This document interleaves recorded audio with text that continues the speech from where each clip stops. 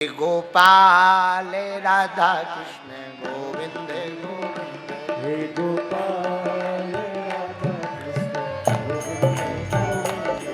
गोपाल राधा कृष्ण गोविंद गोविंद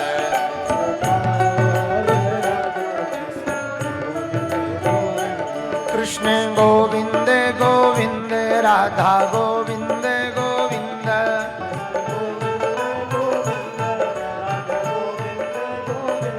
कृष्ण गोविंद गोविंद राधा गोविंद गोविंद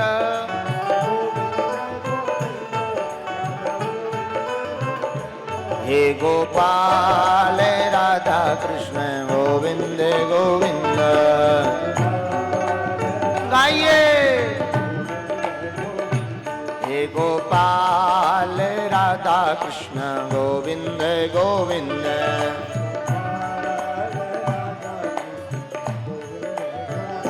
पीछे वाले दोनों हाथ उठाओ।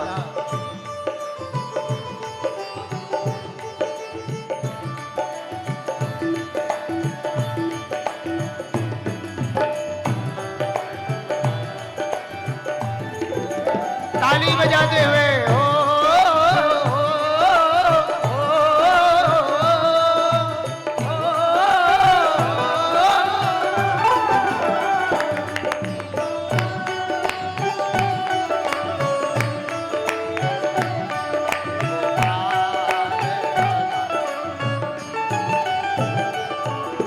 बरसाने बारी की जय, वृंदावन बिहारी की जय।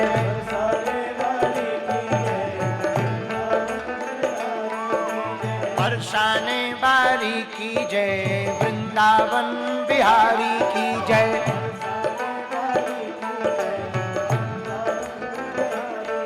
गोपाल राधा कृष्ण गोविंद गोविंद हे गोपाल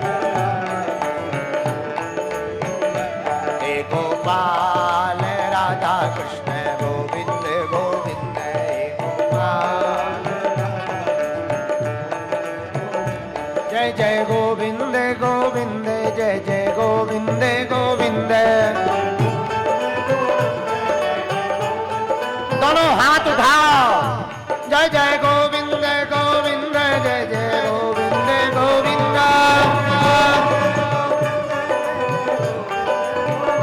जय जय गोविंद गोविंद जय जय गोपाल गोपाल।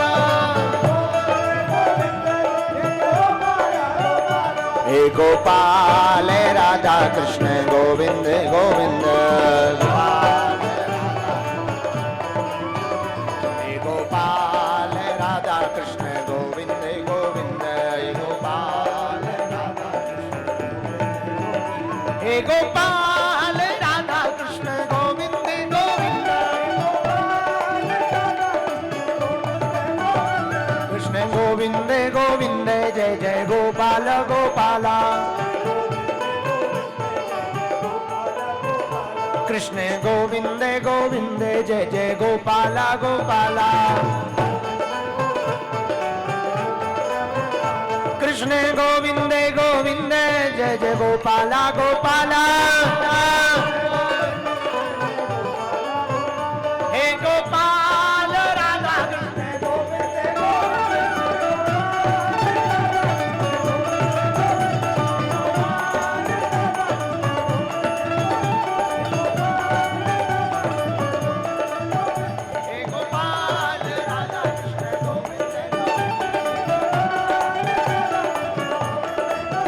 कृष्ण गोविंद गोविंद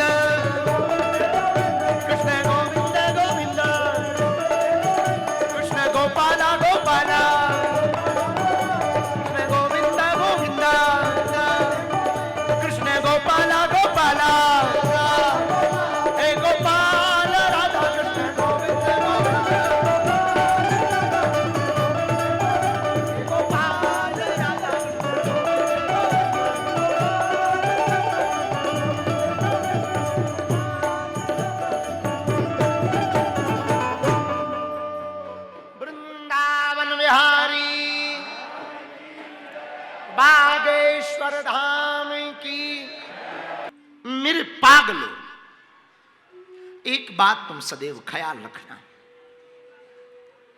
जैसे बाहर खेल खेल कर आए हुए बच्चे को गंदगी में सना हुआ देखकर मां बालक की गंदगी साफ करती ना, वैसे ही कथा मन को साफ करती है। मन भी बड़ा गंदा हो जाता कुविचारों से, तो कथा फिर मां की भूमिका निभाती,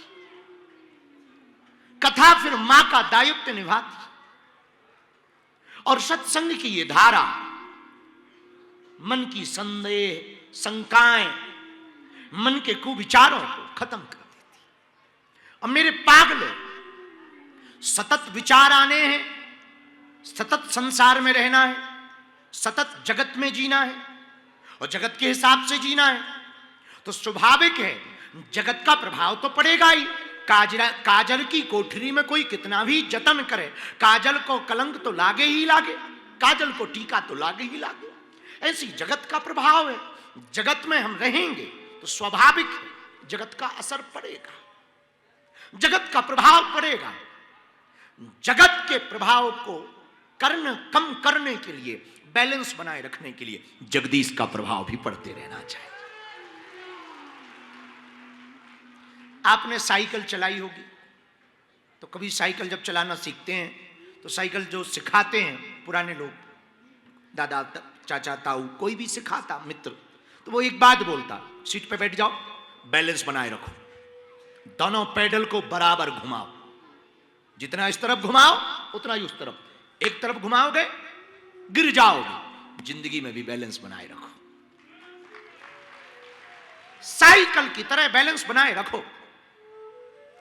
थोड़ा जाप हो जाए, थोड़ा भजन हो जाए, थोड़ा भक्ति हो जाए, थोड़ा ठाकुर की बात हो जाए, और जैसे ही कथा से फ्री हो खूब कमाओ। हाँ, वो भी करो, परिवार को टाइम दो, सबको टाइम दो, मित्रों को टाइम दो, फ्रेंड सर्कल को टाइम दो, रिश्तेदारों को टाइम दो, थोड़ा घूमने भी जाओ, और घूमने के बहाने अगल बगल कोई तीर्थ दिखे तो मंदिर में भी घुस जाओ। दोनों करो तो जगत के भी काम करोगे और भगवान के भी काम करो। बैलेंस लाइफ का नाम है। आपने देखा होगा जब कभी बहुत गर्मी हो जाती तो तुरंत बारिश होती, भयंकर गर्मी जब होती उमस, तो भयंकर उमस में गर्मी बादलों के बाष्प को खींचती है, और साइंटिस्ट कहते हैं जब बहुत सीमा पार हो जाती है गर्मी की, जितनी ज्यादा गर्मी होगी उतनी ज्यादा बारिश होगी। क्यों? क्योंकि बैलेंस बनाता है नेचर। क्या करता है? बोलो बोलो बोलो बोलो, बैलेंस। और पूरा संसार बैलेंस का है। तुमने देखा नहीं, कान के ऊपर देखो, ब्रह्मा जी कितने खतरनाक बैलेंस बना रखा है शरीर में ही, दोनों तरफ कान के टोपा लगा रखे। अब सुनाई कान से नहीं देता, सुराख से सुनाई देता, इनका कोई काम नहीं है मटगार का। ये जो ऊपर से 10-20 ग्राम का लगा रखा ना, इसका कोई काम नहीं, कान तो सुनाई देता, लेकिन दोनों तरफ से ना अलाइनमेंट मिला रखा है ब्रह्मा जी ने, बैलेंस कर रखा है, बैलेंस रहे। इसलिए दोनों तरफ समान अवस्था में वजन, दोनों तरफ हाथों का भी समान अवस्था। विचार करो, एक हाथ 8 फुट लंबा होता और एक हाथ एकदम छोटा, तो क्या होता? अनबैलेंस होते ना? बोलो हाँ या ना? थोड़ा भी कुछ ज्यादा एक तरफ होता, एक पैर थोड़ा बड़ा होता, एक थोड़ा छोटा हो जाए, क्या हो जाएगा? अनबैलेंस हो जाएगा। तो बॉडी भी कब चलती? बैलेंस हो। नेचर भी कब चलता? जब बैलेंस हो। ऐसी जिंदगी को भी बेहतर चलाना है तो बैलेंस बनाए रखिएगा। थोड़ा भजन करिए, थोड़ा सत्संग में बैठिए, थोड़ा परिवार के साथ बैठिए, थोड़ा संसार के साथ बैठिए, और थोड़ी भगवान की चर्चा करिए। फिर धीरे धीरे जब आपकी प्रवृत्ति बदलेगी, बढ़ेगी, तो मनोदशा आपकी उस स्थिति पर पहुंचेगी कि बाहर की परिस्थिति कुछ भी हो, मन की स्थिति तुम्हारी भगवान में होगी। पर वो धीरे धीरे आदत आएगी, एकदम से वो आदत आ पाना बहुत कठिन है। इसलिए मेरे पागलों, हम लोग अपने जीवन के बैलेंस को बनाने के लिए जगदीश की छत्र छाया में बैठे हैं, नारायण की छत्र छाया में बैठे हैं, भगवान श्री हरि की छत्र छाया में बैठे। और अद्भुत बात है कि आज की कथा के मध्य में पूज्य बद्रीनाथ वाले महाराज जी भी तो रोज कृपा कर ही रहे, और हम तो रोज रोटी भी वहीं तोड़ रहे हैं महाराज जी के चरणों में। उनके चरणों को दंडवत प्रणाम। हनुमानगढ़ी वाले महंत पूज्य श्री राजूदास जी महाराज जी भी विराजमान, उनके चरणों को भी प्रणाम। और पूज्य संत श्री मुखचंद्र उनियाल जी पूर्व धर्माधिकारी बद्रीनाथ वाले, आज आपका भी आना हुआ, उनके चरणों को भी हम साष्टांग दंडवत प्रणाम करते। परम विद्वान हैं, बड़े अच्छे। आज हम जब अभी बैठे थे, प्रसाद पा रहे थे, महाराज जी ने एक बहुत नई बात बताई, हमारे तो दिल को छू गई। महाराज जी अभी सुना रहे थे कि अभी मलमास के महीने पर आप कथा कह रहे हैं महाराज जी, और उन्होंने बहुत अच्छी बात कही। बोले ये जो पुरुषोत्तम मास की महिमा है ना, ये किसी और ने नहीं गाई, स्वयं बद्रीनाथ भगवान ने गाई। और उन्होंने कहा अधिक मास की महिमा का जो श्लोक है, बद्रीनाथ वाचा, भगवान बद्रीनाथ बोल रहे हैं, भगवान बद्रीनाथ नहीं। अच्छा कितना अद्भुत समझो, महीना भी तो पुरुषोत्तम, किसका? बोले हरि का, नारायण का। और बोले धाम किसका? बद्रीनाथ। बोले वो किसका? नारायण का। और बोले महीने की महिमा किसने गाई? महाराज जी ने आज जो बताई, नारायण ने। कितना अद्भुत संयोग है, त्रियोग हो गया है, नारायण नारायण नारायण, मतलब त्रियोग हो गया। इससे यह सिद्ध होता है, जैसे बगल में एक यहां शंकर जी का स्थान है, त्रियुगी नारायण, बगल में ही आसपास में त्रियुगी नारायण, त्रियोग हो गया, सीधा सा है, भूत भविष्य वर्तमान, राइट और ब्राइट हो गया है, तीनों ठीक हो गए।